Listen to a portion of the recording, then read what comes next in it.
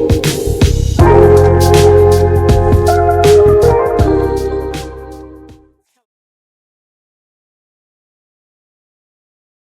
everyone, I'm JJ Dixon with the Jacksonville Brotherhood of Police Officers, and we are rounding Black History Month down. And so we are going to continue this series, but we want to make sure that we capture some of the very important history of African Americans at the Jacksonville Sheriff's Office. So today we have with us a young man who is definitely historical to our city. We talked to Sheriff Glover, who we know was the first African American sheriff since the Reconstruction era. But along with him was Officer, I'm going to call you Officer for now, we're going to get to your accolades, but you're not like that. But Officer Joe Henry, who became the Undersheriff to Nat Glover, the first and only, right, African American Undersheriff in the history of the Sheriff's Office, first and only. So we're going to find out some things about him, and then we'll get into his journey through the Sheriff's Office. But first of all, tell us, where are you from? How did you get here? You're probably from here, right? Okay, tell us who Joe Henry is. Well, I grew up in the Blodgett home. Oh, you are from here. I am from here. Yes, you are. For those who don't know, Blodgett Homes was one of the low-income communities then. That's not far from here where we are. I moved out of Court E to North Street Court. I remember to the new project. I left the new project and I moved to West 23rd Street, 1700 block. Okay, into a house. Into a house. I left that house and I got drafted. Oh boy, yeah, we talked about the draft. I was going to Edward Waters and working and doing and at night and doing all of those kind of things. So I went to the Army. I tried everything I could do to get out. To no avail. Couldn't get out. So let me ask you this, and I'm sorry for interrupting, but as questions come up, I will. You were going to school and working when you were drafted? Yeah. So that put everything on hold for you. Yeah, but when I got my, I had to get my brother out of jail, which means I had to take my money. Oh boy. And when I gave up the money, yeah, friends and neighbors invited me to the United States Army. Oh boy. Because I was no longer in school. I couldn't go to school during that time period. Okay, I understand. And the beat goes on. I left Vietnam and I was drafted again to Anniston, Alabama. The worst things in my life that happened to me were the best things in life that happened to me. I like that. I like that. The Army, I got drafted, I didn't want to go.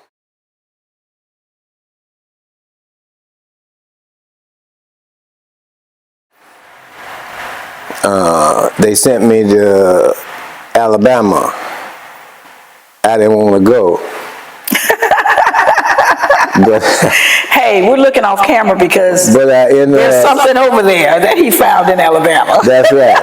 that I found in Alabama. I left Alabama and came home, and during that period, the growth started in my mind because I've always wanted to graduate from college. Yeah. So the growth started from that point, and then I was going to Edward Waters. I was working, going to FCCJ at night, working in the daytime.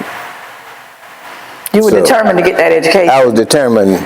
Now back then, was there a push from the community, the family, the neighbors? Was there a push for you to get an education? A push from me. Yeah. Yeah. So it was your personal goal. Yeah, it was my goal, and that's what I was able to accomplish over that period of time. So you come back from Alabama, and when you came back from Alabama, that's when you finally got the degree, or was it before that? Before you got back here? When I came back from Alabama, I wasn't on the police department. Right. I came back from Alabama. I went back to work, and then my dear and esteemed friend Nathaniel Glover. We used to talk all the time, and okay. I met him at Burger King one day for lunch, and I think he was in the detective division then, but he was already working for the he was already working for the sheriff's office, and he encouraged me to become a police officer. But I was an MP. I was going to ask you if you had experience in. I had military police experience in the military. So when I got out, I say, well, they pay you to do this? Right. And so I decided to become a police officer, and so I got with him to talk about how to go about doing that. Nice. So you all really had a history. Wow. So before becoming an MP, was that something that you thought about doing when you were a kid? No? Never. Wow. I went into they test you, and they say, when you go in the Army, and they make a determination as what you're going to do. What you're going to do. By your test scores. And by your test scores. So they tested me, and 95B10, you're going to be a military police. I wonder how that happened. It was in you all the time. It was, you go to basic, then you go to AIT, and you leave AIT, and they draft you and send you to where you're going. And things just started to fall into place. Military, forgive me for my ignorance, but I've never been in the military. So when your first station as a MP, where were you? Do you remember? Vietnam. That's what I thought, but I didn't want to sound ignorant, because in my mind I was saying they couldn't have had military police in Vietnam, but I guess they did. They have military police everywhere. They have military police. Wow. I mean, where they have military. Right. I mean, I hate to sound ignorant, but that's so impressive. That is so impressive. I've met so many people that said they were in Vietnam, but never as a military police officer. So that's impressive to me. So we know that you ended up coming on to the Jacksonville Sheriff's Office or Police Department, whatever it was, when you came on. Do you remember what year? I'm sure you remember what year you started. I came on in 1969. 69, my goodness. 1969. Can I just read this? Yes, please. This, what I have in my hand, it was a ceremony that was given to honor you, and it gives a short bio. And I know we're going to talk about some of this stuff, but it says, Undersheriff Henry joined the Jacksonville Sheriff's Office as a police officer in 1969. He has served in communications, patrol division, intelligence, narcotics, internal affairs, and community affairs. Wow. He was promoted and you did all that just as an officer, I'm guessing. No, anyway. I did some of it as a lieutenant. Okay. and a chief. He was promoted to sergeant in 1976 and promoted to lieutenant in 1985. He was appointed to chief of community affairs in 1990. I'm gonna pause again and go back. You were promoted to sergeant in 1976. Were you amongst a few of the first African American sergeants? When I was promoted to sergeant, I was at one point I was the only sergeant. Okay. Then another sergeant was hired. Then I left that and I became a lieutenant. I was the only lieutenant. Wow. So you were a trailblazer too. Real trailblazer. Then another lieutenant came. And then from lieutenant, I was promoted to chief of community affairs. How hard was it being a one African American sergeant and lieutenant? How hard was that in dealing with people, as well as people who didn't look like you? How hard was that back then?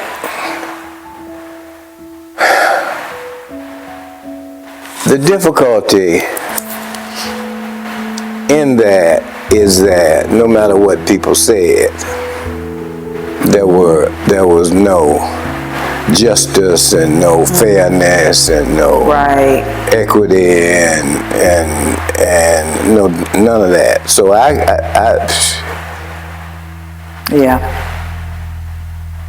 they gave me a fit. I bet they did. And because I am not generally the type of person that rolls over, I took a beating. And I had to go to Miami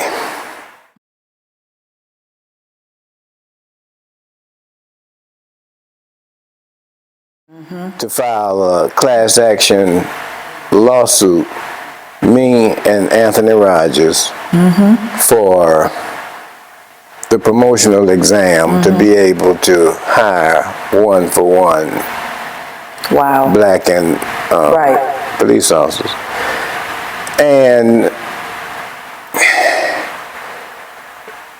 it's just difficult, and you just do what you have to do. And my position always was, I don't want to have to be supervised by people if I can supervise the people. So I decided I was going to be sergeant. That makes sense. So I started taking the tests and doing those kind of things. I went from sergeant to lieutenant, and I was number one on the captain's list when they made me chief of community affairs. So certainly I wasn't going to. Well, you earned. It sounds like you earned everything that you got. You earned everything that you got. And Anthony Rogers' name keeps coming up in these interviews as someone who was always pushing for fairness and pushing for justice. And those of us that know AR know he had a way of doing that. He really had a way of doing that a lot of people couldn't appreciate. But because of, what he believed and what he stood for, all he needed to know was that you wanted to go to Miami. If you going, we're riding. And I'm sure that's probably the way. We couldn't find anybody to go. To file that suit.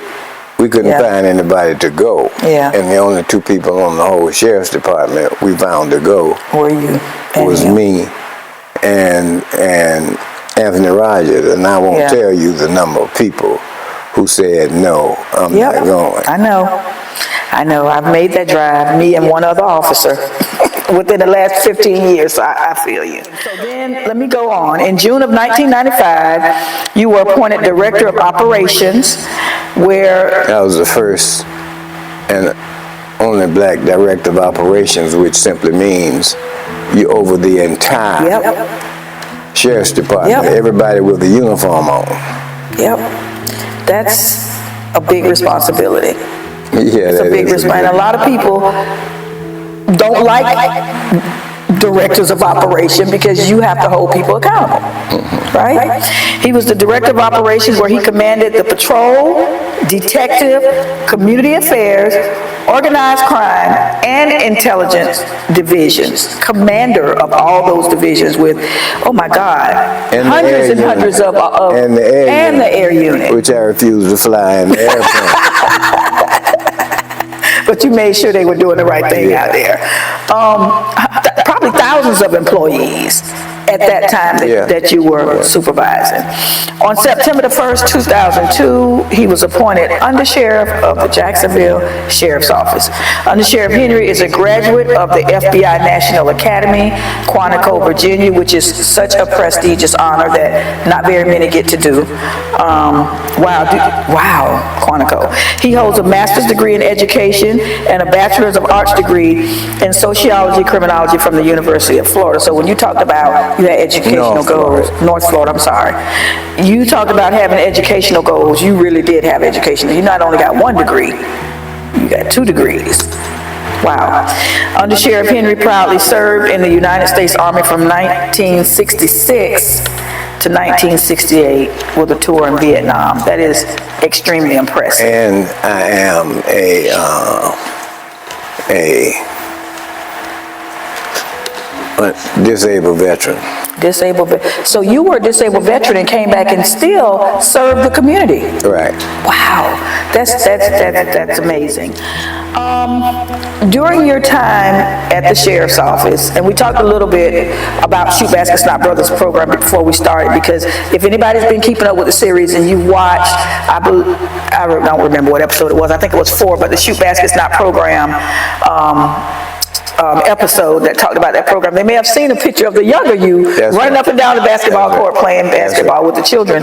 But a lot of the officers that were a part of that program really credit you with being so supportive of that, because I think during that time there was not a lot of funding for programs to help underserved children, and there was this introduction to gang but not gang affiliation, mostly in the inner city communities.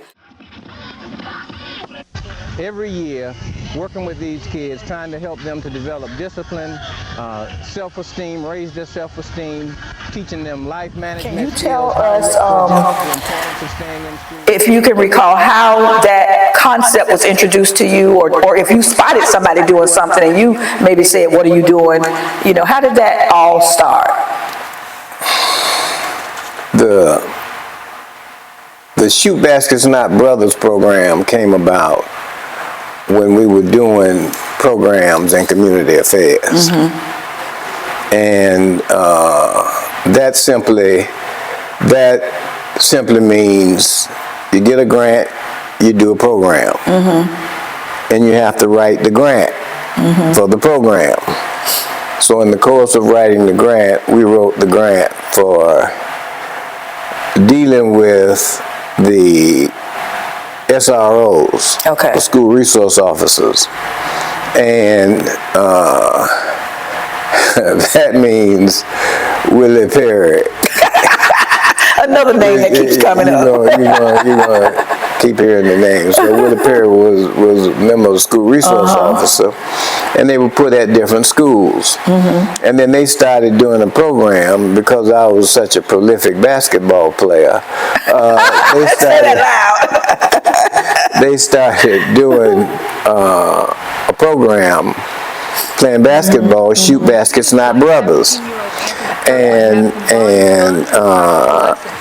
please don't let me forget, when they started writing the grant for the program, Sherry Smith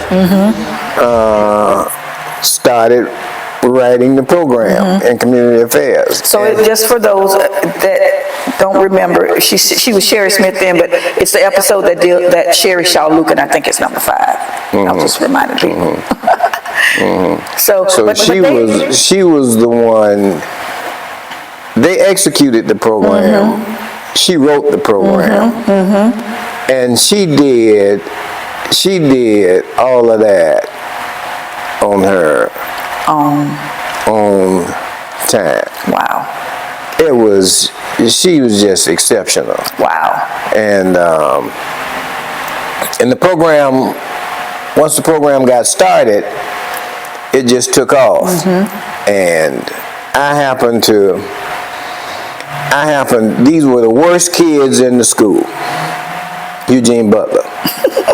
Yes. And at Eugene Butler. And I went over to this school. I knew these kids going and coming, and they were troubled kids. And I walked into that room with Jerry and Willie and you were a chief then, right? Yeah. So you had your. I never got excited about that, but I walked into the room. But the children is my point. The children should have got excited about that. But anyway. Hush came over the room. Okay. And when a hush came over the room, it took me by surprise because I'm used to Right, unruly kids. And those kids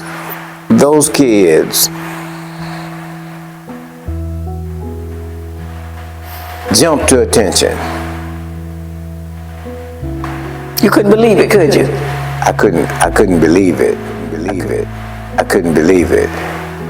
And they addressed me as sir and went to carrying on, and that it was just amazing. It was just amazing. I'll never forget that. And You were sold then, weren't you? I was sold, and we took that program everywhere we could take it after that, and it took off. And I want to add that when we did the episode on the program and we ran the credits and we tried to name all the officers and all the supervisors and all the commanders that had any involvement with the program, and we obviously we called your name and we gave you credit for the Summer Youth, the Shoot Baskets Not Brothers program. But I want to make a correction and let people know that you also had involvement in the Summer Youth Intervention program. Every program we wrote grants for in community affairs. Because I didn't want people to think that it was only Shoot Baskets Not Brothers that you had involvement with, but also that kind of transitioned into Summer Youth Intervention Program under Sheriff Glover, whose name I think we also forgot to mention, but you were a part of both of those programs. So that lasted for a while. And it went from what you just described, 3 or 4 or 5 officers to, probably 50 officers working with those kids. I had an opportunity to work with it later on, and it was just amazing. And you're right, when they came in on that bus the first day or the first week, it was like, we're not going to be able to do nothing with these kids. And then by the end of the first week, they were like soldiers. We weren't beating them, we wasn't putting hands on them, we wasn't threatening them. It was just, you showed them something different. You showed them something different, and you taught them that if they could change, that maybe their end would be different. And if they were willing to listen to that, fine. So I just wanted to give you your recognition for that program. It was truly amazing, and several of the officers that came through spoke highly of your support of that program, because they recognize you can, as an officer, you can have all the ideas that you want to have, and it can be the greatest thing in the world, but if you don't have the support of your commanding staff, specifically the person that's at the head of the unit, your idea is just an idea. So thank you for doing that. I want to see that picture real quick that you brought with you, one I had never seen before, and I'm going to share this picture with everybody. Is this you right here in the front? That's me in the front. My goodness. First sergeant. Wow. This is a beautiful, beautiful, beautiful picture. And I know you are the only African American on this picture. Wow. Awesome. Congratulations. So this had to be in 1976. Probably. 77. We were at 711. Right, Liberty Street. Which some of us don't have any recollection of, because it was kind of before our time a little bit. By the time we came on, they had moved. Yeah, we moved. The other police memorial building. Wow, this is an old one here. So we will share this one.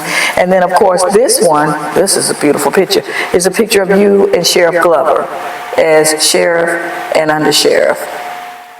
Now tell me how did you feel knowing that you were going to be the second in command of the sheriff's office, being an African American that had started in the army somewhere, living in the projects, you know, that had this idea that you wanted to get an education and do something really great with your life.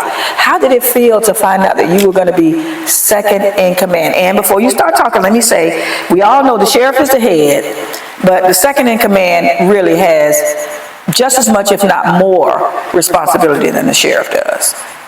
So how did he feel? You are number one in the sheriff's office as the director of operations. Oh, okay. So you had already basically achieved that goal. You were over everything and responsible for everything. Mm-hmm. My wife was consumed with the fact that every night at 1 o'clock you got every call. If it was bad and it happened, or somebody got shot or whatever, you know, the director of operations got the call out. So you can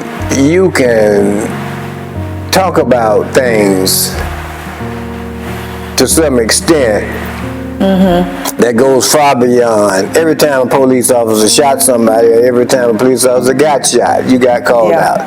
So I went on all those calls. So you say, what did it feel like? It felt the same. It felt the same. It didn't. It felt the same. It didn't. But to have the title, and maybe you just not hung up on titles. I'm not hung up on But titles. some people would be like, wow, I'm the undersheriff. Like, I'm the second person in charge of this agency, when just 25 years ago, I couldn't even arrest somebody that didn't look like me. So that's kind of where I'm going with this, like, as an African American person. And I know a lot of times we put that to the side, but for the sake of this conversation, as a young black boy from the Blodgett homes, that must have felt really good to know that you had achieved that level. I'll tell you, I'll give you an anecdote that happened when the riots were happening in the Blodgett home. And I was in the sheriff's office. That makes a difference to me. Yeah. And riots, people everywhere doing everything. And I get a call from, I don't even remember who it was. It might have been the director of police operations or the undersheriff or the sheriff. It might have been. I'm saying it was that high up. And I'm like, what are they calling me for? What have I done now? What have I done? You know, and I pull up, get out of the car, go over, and they're over there. They met with some of the people who were being disruptive. And I said, well, what's wrong? What have I done? And they said, these people have indicated they're not going to leave until they can talk to you. Wow. That was overwhelming. Better than any title. Better than any title you could ever give me. That's what I wanted. When I saw a drunk, I saw my father. Yeah. And things were really very different. That's what I wanted to do, make a difference. I drove up to the police station because you had to sign a docket. And my best patrolman was down there with a man in jail in the back of the car. So I had to read the docket. I said, you putting this man in jail for throwing trash on the ground. Well, it was a ticket. He had written the guy a ticket. The guy refused the ticket, threw the ticket on the ground. Oh, so he arrested him for throwing the ticket on the ground. So he arrested him for loitering. I said, you can't do this. Well, it's paper and he's trashing it and he threw it on the ground. I said, no, you can't. Yeah. You can't do this. Yeah. I made him turn around. Take that man back where you got him from and let him out of your police car. Sheesh. Oh, I was mud after that. Ooh, I was mud. I mean, all over the hole, everywhere. And that's the kind of stuff that you had to be involved with and in. And I saw that on occasion after occasion, and those were the things that just broke your heart and just made you want to make a difference in that agency. Yeah. One more, and then I'm going to let you go. You know, no, you can talk as long as you want to talk, but I'm glad that you said that. Don't lose your thought. But I'm glad that you said that because time after time we talk to people that say they became police officers because they just want to make a difference, but we never have an idea for what they mean. Now you know what we mean when we say just make a difference. Stop somebody from getting an unnecessary felony or misdemeanor or a fine or fee, or talk to them and try to change their mindset. All right, I'm sorry. I had to throw that. I pull up because you have to sign dockets for people being arrested. I pull up to the police station. I'm a sergeant, and I pull up to the police station. And lieutenants gave me a fit. Everybody gave me a fit. But of course. I mean, I just did what I did. I pulled up to the police station, and I see a police car sitting at the curb, and it's weighted down, and looked like they had about at least 7 people in the back of the police car. I'm sorry. At the police station. At the police station, getting ready. They drove them there. They picked them up out the street and drove them there. And getting ready to get people the right docket. And I looked down into the police car. And my brother was one of them in the back of the police car. And I said, what are you in here for? Well, somebody robbed somebody and they arrested everybody they could get their hands. All of them for robbing one person? All of them, based on the description. My brother was very light. Oh my goodness. There were people in there that looked like they could have just come from Africa. Oh God. It was amazing. They just picked up a car full of people, everybody they could find, and put them. I said, identify them right. What was the sheet you fill out for people who were suspicious or suspect? Fill those out and let them go. Yeah. You gonna give everybody a robbery charge? No, you gonna put them in jail. Oh my gosh. And I told them to do field investigation report. FIR. And I was mud. Again. For doing the right thing. My new name that I discovered, somebody shared with me. My number was 708. And they were calling me under their breath, 70 idiot. Oh Lord. That's what I had to contend with. Wow. I came into the office, and it was a lieutenant, sergeants, chiefs, captains, all of them. I heard all the loud laughter, and so I said, what's going on? I went over there and looked in the room. They had pictures that they were passing around with black people eating watermelons. Oh my goodness. I'm a sergeant in a room with all this. Right. I stood there.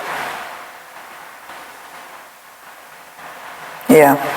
So this validates some of the stories that we've heard from some of the others who were around in the I could 60s tell and you 70s. some stories that were... Validate some of the stories. And you have a lot of people who don't understand why we're doing this. Why this stuff no longer exists. That was it was in the 40s and the 30s, and there's no need for us to do this. Why are we doing this? Because it's our story. It's history, and it's all up to us to tell it. If we don't tell our history, then it dies. The trick to that is they converted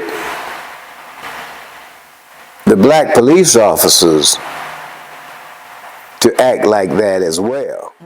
So there were a number of them acting the same way. So it was just an amazing experience. Yeah. But you have to wonder, as a law enforcement officer, if you think that way in your mind, which we know it's in your heart, in the office, how are you behaving in the community with the citizens? If you had a heart surgeon who you saw doing that, would you want him to operate on you? Probably not. So I just think as law enforcement officers, we should be held to a higher standard. We should be. And we should hold the supervisors to a higher standard. Agreed. It blows my mind every time I hear some of the stories about what went on back then and how it was basically tolerated. I don't know if it was tolerated. The powers to be just turned a blind eye, or they just didn't know, or they didn't care, but it was tolerated. But I'm sure glad that things have changed so much over the years. So I had asked you that question about if if it was difficult and how it made you feel, and I think you answered it very well, very well. So I brought the book, Nat Glover's book, not because I want to talk about Nat Glover, but because I want to talk about you. And there's an outline of a lot of things that Glover did when he was in office that you were a part of and you had to be a part of. And so I just wanted to highlight a couple of them. You all created the Citizens Academy, which we hadn't had before. Created the stop stations in the various neighborhoods.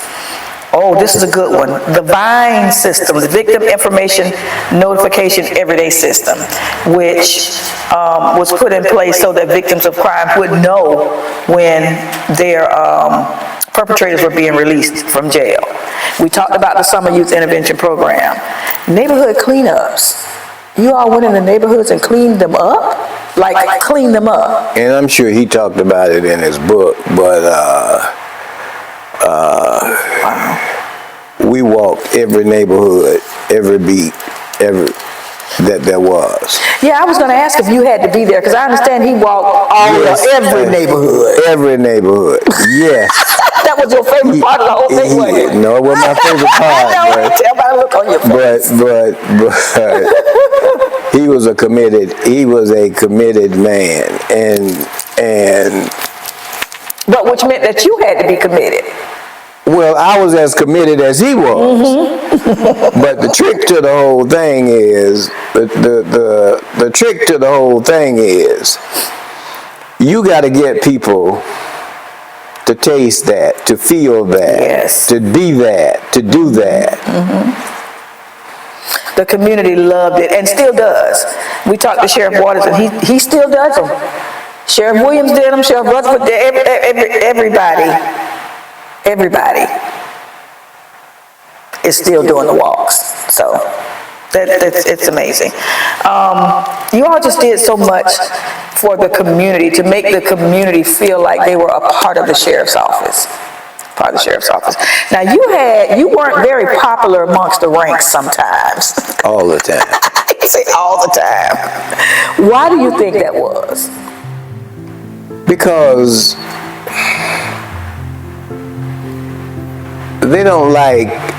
officers don't like being told That's no. right. And when we would have the meetings, there were two things they had to do. They had to bring me a problem, and you had to bring me a solution. Yep. Yep.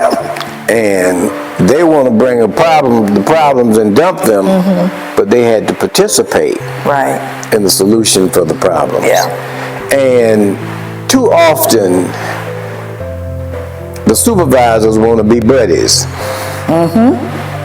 And I want to be buddies too, but on the right terms. Right. So I wasn't rude. I never cursed an officer. I never did any of that. Right. But it's kind of like why you mad with your mama Because she got to do what she got or to your do. daddy. Because they're going to whip you if you need a whipping. Yep. They're not going to just smile and let you go. And at one point, I was over internal affairs. Yep. So it was your job to. So Yeah. let me tell you this.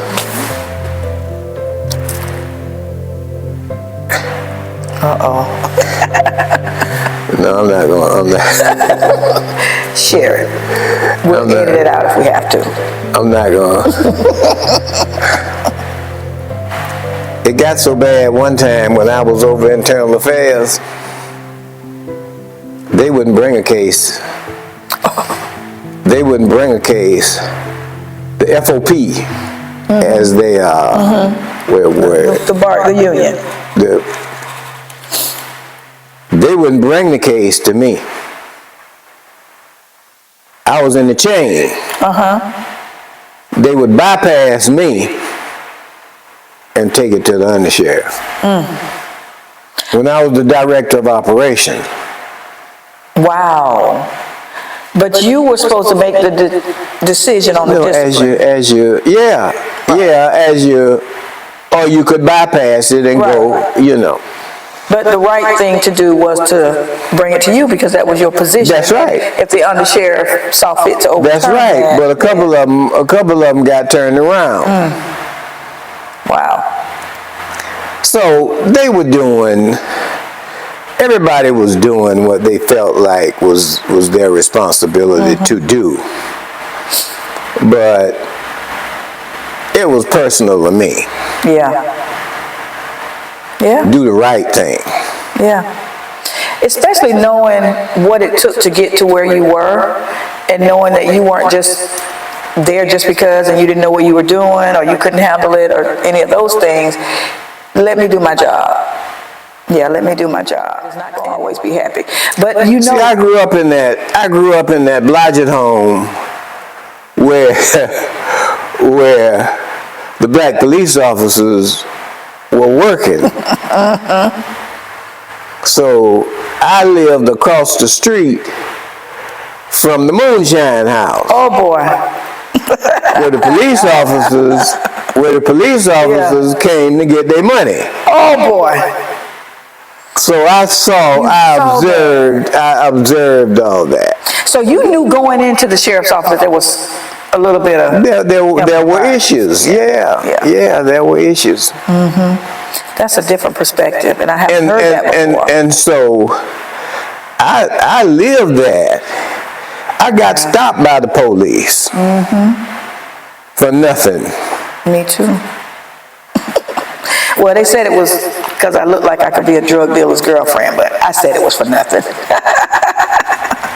So I understand. So the change has come. It has come slowly. And the thing that has been the most difficult to change is changing the supervision. Yeah. And we started a program where you had to deal with the officers when there was an issue. I'm talking about the supervisor. There were probably, I bet you, when Glover took office and I became the director, I bet you had probably somewhere between 30 and 50 people retire. Yep. I remember that. I was there. You're right. It got ugly. It got ugly. It did. And so you can't be afraid of the officers. You gotta love them, but they have got to respect you. And you have a job to do, and you have a community to care about. Yeah. And you can't, I feel that you can't get so overwhelmed with trying to appease, you know, the department, that you forget that you have a community that you're supposed to be. This is important to me too, because it tells you who I am and how I am. I'm on Garfair. They got a wreck. And you know how people hold up traffic and they holding up traffic. And I'm out there trying to get the traffic to move. And man, pull that car up here. I don't curse, so I'm talking loud. I'm talking loud, and the man finally, he get up to me. I said, man, what in the world are you doing? We're trying to get this traffic. The man said, well, you ain't got to holler at me. I said, pull over there. Get out of the road. No, I said, pull over there. I need to talk to you. And I went over there, and I told him, you're absolutely right. Wow. I had no reason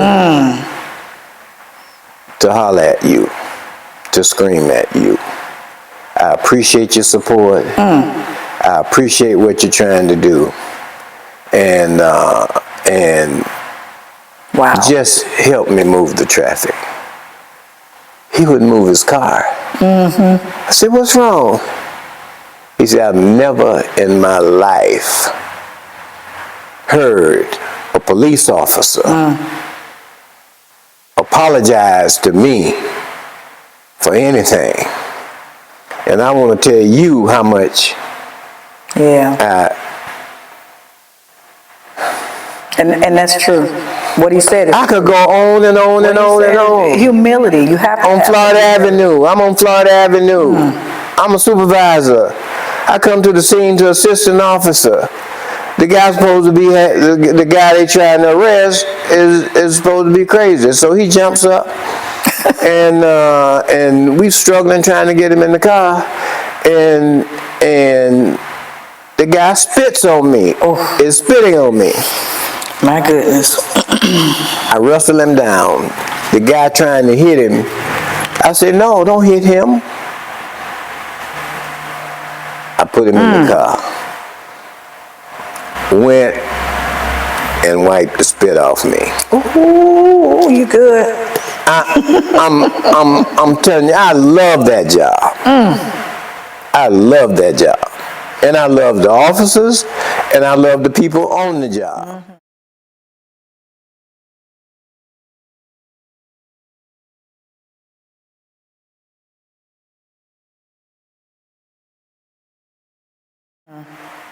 And so that's amazing. How do you get to the point where you don't let the things that other people do control your emotions?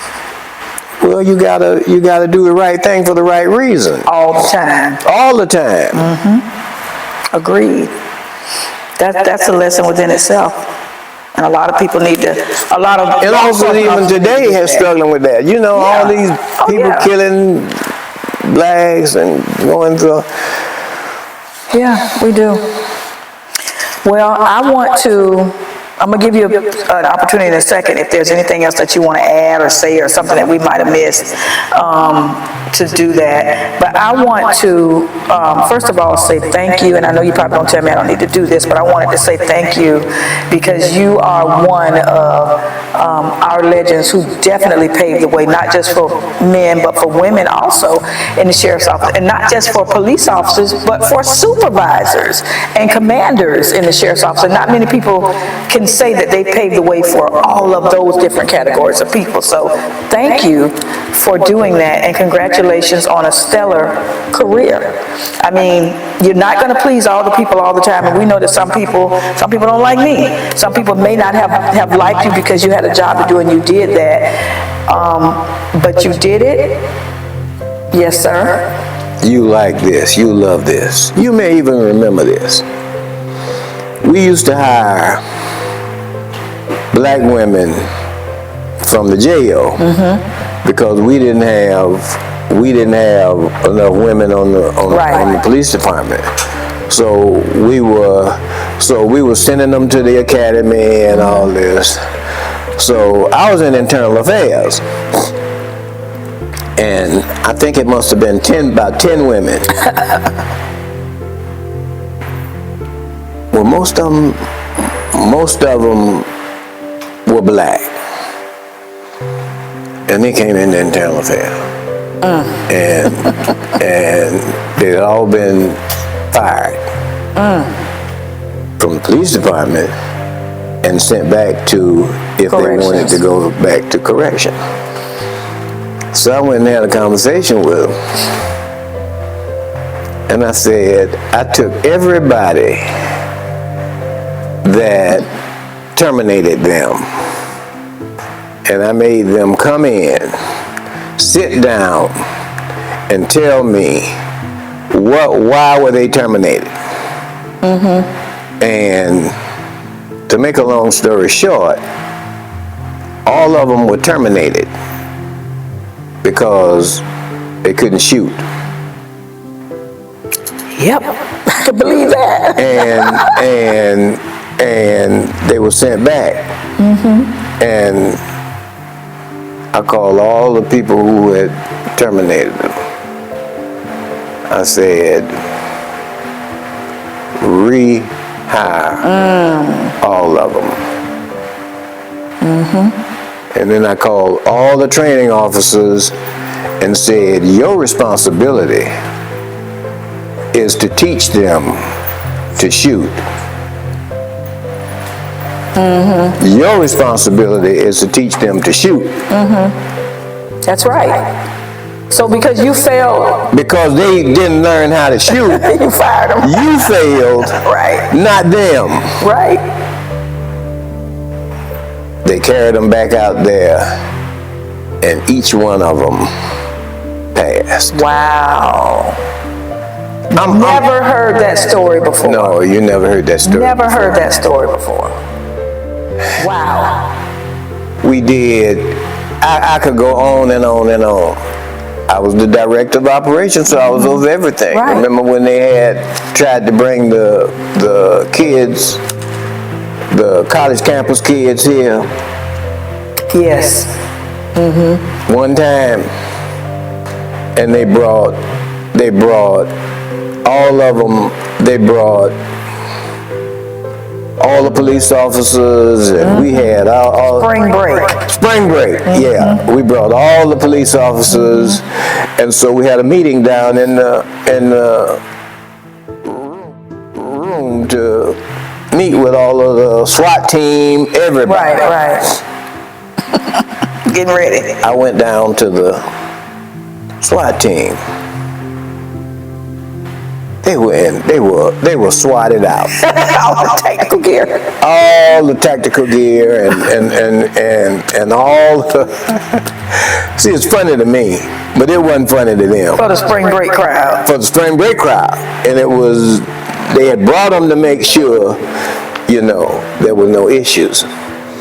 And so I got down there and I said, number one, we ain't gonna put nobody in jail unless you call me. So number two, what do you wear Right. at the Florida Georgia game? Regular uniforms and so and so and so and so and so and so. I said, that's what you're gonna wear Yeah. today, tonight. Yeah. And then put your stuff, your gear in the trunk. And if you need it, if you need it, go in your trunk and get it, put it on, and we'll do SWAT team. I said, this is not a SWAT call out. Right. Yeah, because we call it spring break, but what the kids called it was Black College Reunion, because it was spring break for the HBCUs, basically, or the African American students. They started quitting the SWAT team. They went back. Oh my goodness. They went back. Now, they did what they were supposed to do, but they went back. We didn't put nobody in jail. Yeah. Same thing we had been doing forever with other spring breaks. So there was no difference. So why they hate me so much? Why they hated me held people accountable so much was because you had a job to do and you did it. And you did it. One more and then I'm gonna let you go. No, you good. I'm enjoying it. There was this officer that everybody hated. I'm not gonna call his name, but he would shoot you at the drop of a hat. It was a black officer, and he would shoot you at the black of a hat. I mean, he just was bad. I have two in my mind right now, but go ahead. I'm gonna tell you when I get through. He just was bad. And they kept after him. I said, I'm sick and tired of y'all talking about him as being so bad. I said, we are going to put a special unit on him. Either put him in jail or leave him alone. Right. They put the special unit on him, put some money, hid some money. You know how you do the special unit, hid some money in a room and have him uncover it and blase, so forth and so on. And he went through it and didn't take a dime. Turned it in and did all that. Went to all of them. Leave him alone. If you got a case on him, make the case. But if you ain't got a case, leave him alone. Wow. We never heard that story either. You ain't heard a bunch of them I can tell you about. That's why they hated me, because you had to be accountable. So how many years did you do with the sheriff's office in total? I did 35. 30 years of service and 5. Oh, okay. You're asking the No, I'm just breaking it up. You did 35 years total. Yeah, and 5. 35 years total. That's a long time. That's a long time to be committed to anything. So, thank you for everything that you did. The black ministers, I got to tell you this one too. Okay. They were meeting with the black ministers because of riots and stuff. And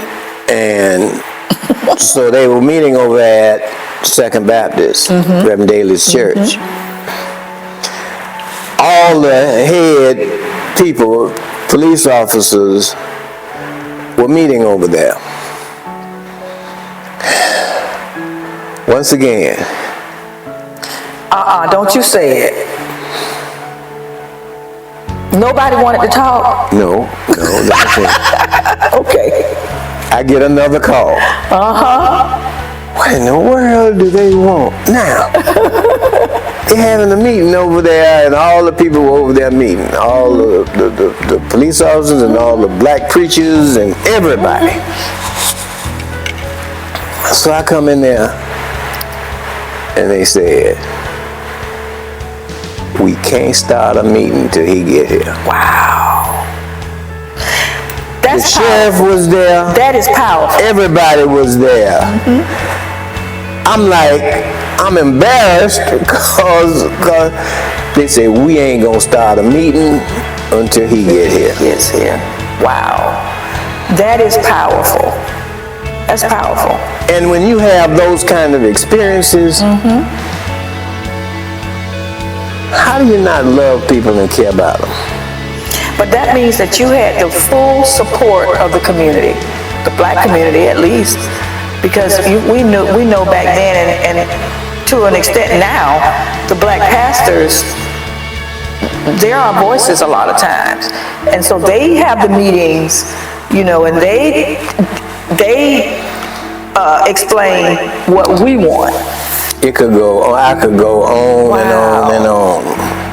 On Florida Avenue, I get a call out.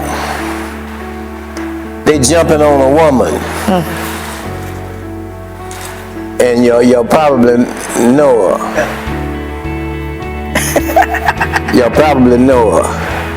They beating up this woman. The police is. When Jack Slicker was there. I remember. And I come up as backup. When I got there, I say, get off her. I'm the backup now. They trying to get her in the car. I say, get off her.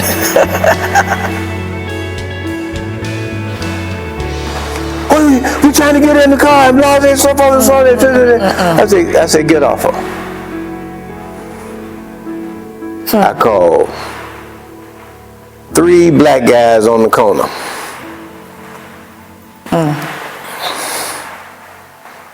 They come over there to me.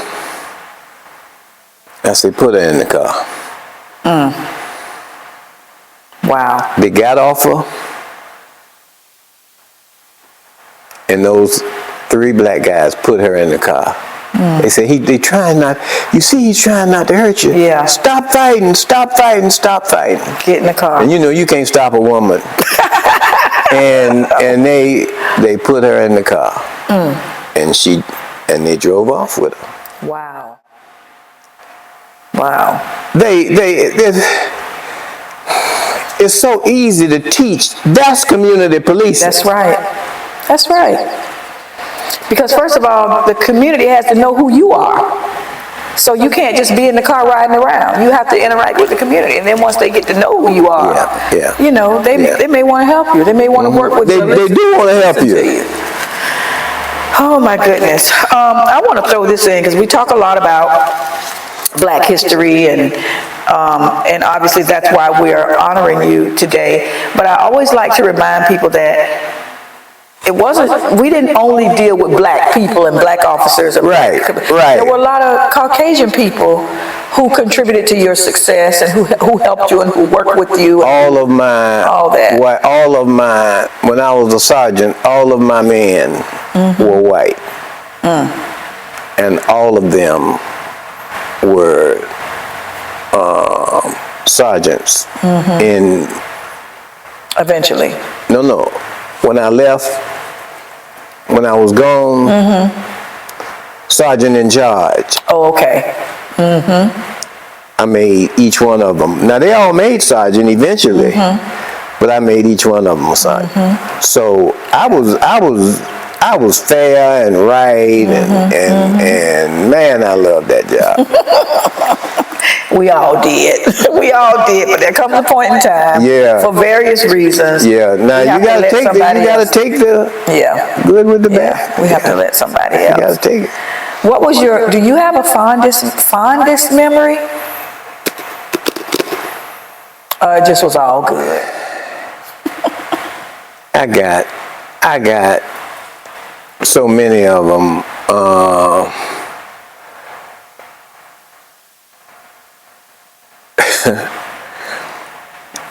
There was a man that used to beat his wife. And in the Blige home, this was when we were all working in the beat his wife.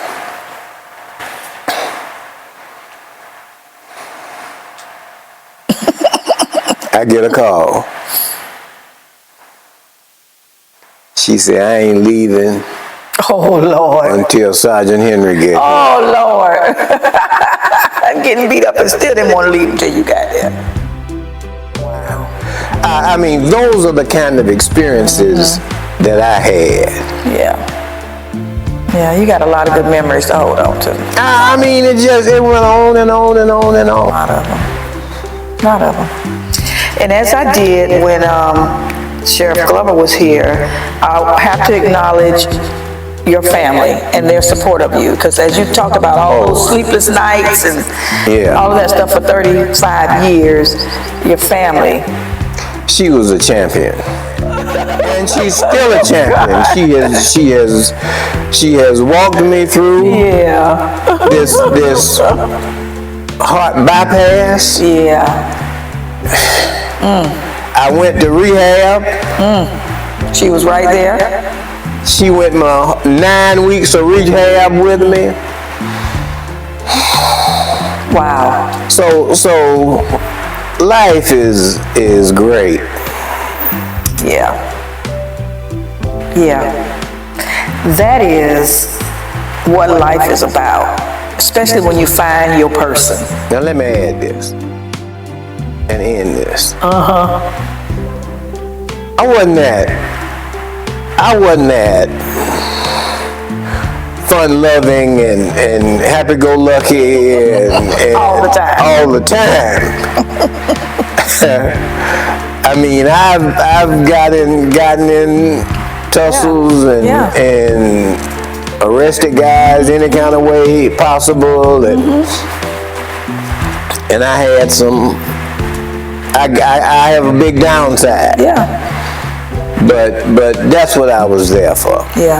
To make a difference. To make a difference. And you did. And you really did. And we appreciate everything that you did for the city, for the sheriff's office. The growth in the sheriff's office is amazing. And a lot of that happened during that time when you all were running it. So we appreciate you for that. Thank you. We appreciate you. Thank you. And for all those who have came and will come behind you, I hope they see this. Some of them, especially some of the ones that are working now, do not know who Joe Henry is. But I want them to know that this is former Undersheriff Joseph Nathaniel Henry.